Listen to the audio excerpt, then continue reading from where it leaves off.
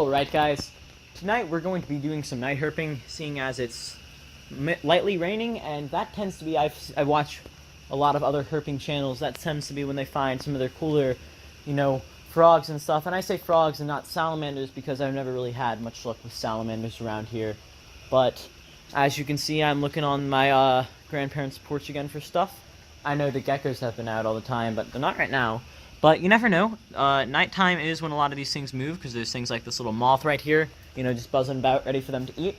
So I think I'm going to check out this porch, and if there's nothing here, I'll walk around a bit, around my property, maybe up by the road a bit, and then, oh, looky there.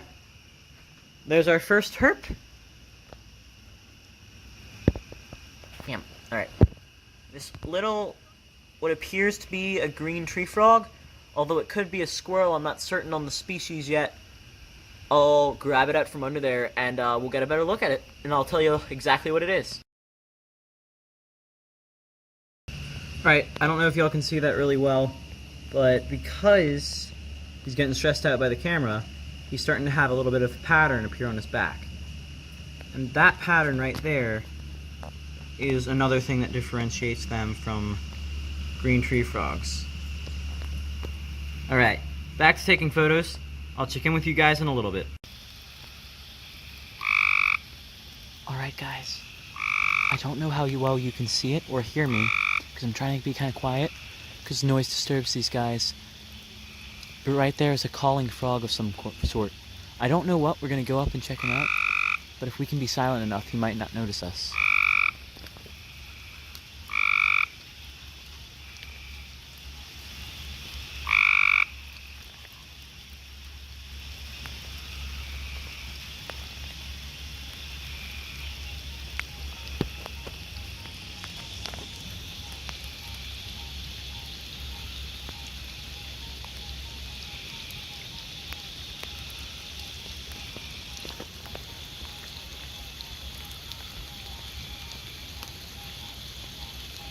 And my parents are wanting to lock up the house.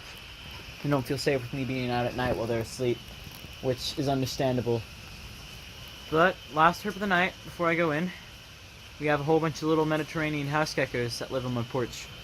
These are invasive, they're not native to Louisiana, but they're still pretty cool. I thought I'd share them with you. And yeah, that's about all for tonight. I'll see y'all in the next couple of clips. Back out again today with some more night herping. Hopefully I will be able to stay out a little longer than last night. But we're already starting off the night with these, that right there is a Sri Lankan spotted house gecko. And this right here is a tiny, tiny, tiny little baby Mediterranean house gecko.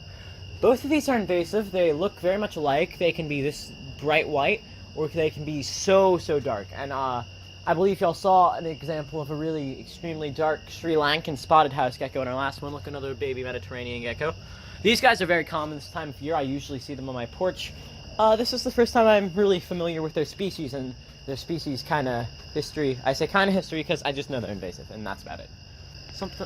There's an adult Mediterranean house gecko up there licking something. Maybe those are termites. And that is another Sri Lankan spotted. Oh, it's whatever these are. Oh, it's the remains of a vine that decided to climb up the house.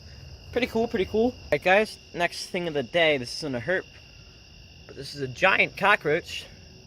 Mom would be freaking out if she saw this guy right now. Luckily he has no way inside of our house from here.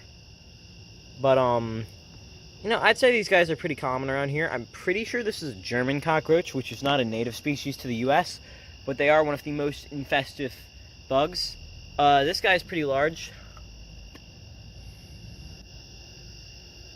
Actually killed a smaller male of this species on one of my friend's cars today as we were leaving a rehearsal I was at. But pretty interesting. Glad he's not inside my house and he's on the outside instead. But yeah, we're gonna keep looking. Make a really nice meal for a large lizard.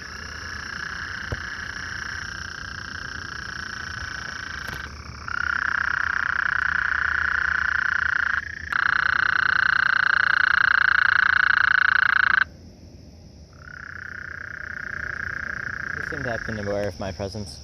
But right up here there's about 6 or 7 Gulf Coast toads, a bunch of them calling.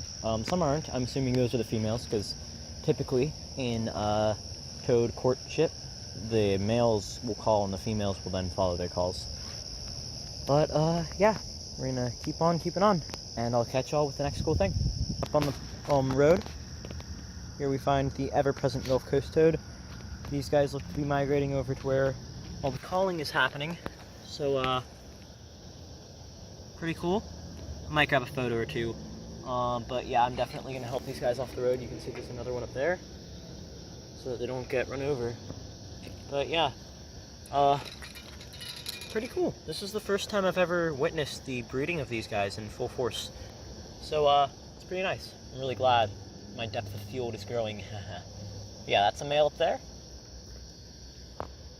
Don't know if y'all can see him, that little white speck in the distance there. And I'm pretty sure this is a female because she's not calling. Either that or it's a male making its way to the grounds. But yeah, we'll move these guys over so they don't get run over by any cars, and we'll keep on keeping on.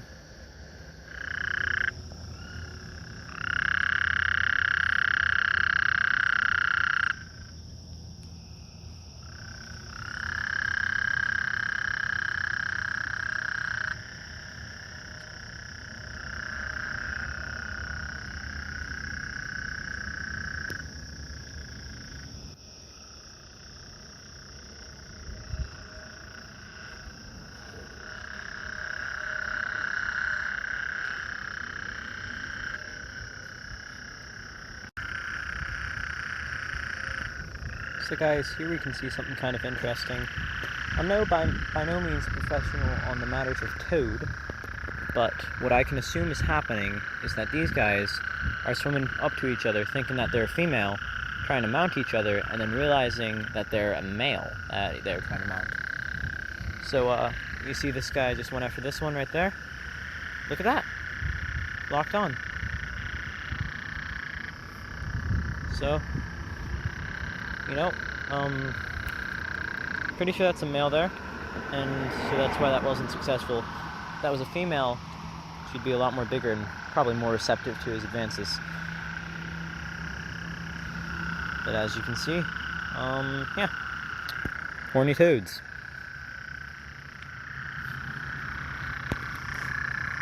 Alright guys, next trip of the night. You can hear all these light calls around me. Those are all little cricket frogs. Pretty cool. I'm trying to keep my voice down because don't want to disturb them too much. Again, hopefully we'll catch something in Plexus.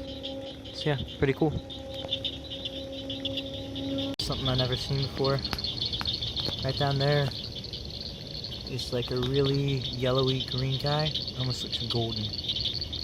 Real pretty. Gonna snap a picture. We'll keep on keeping on.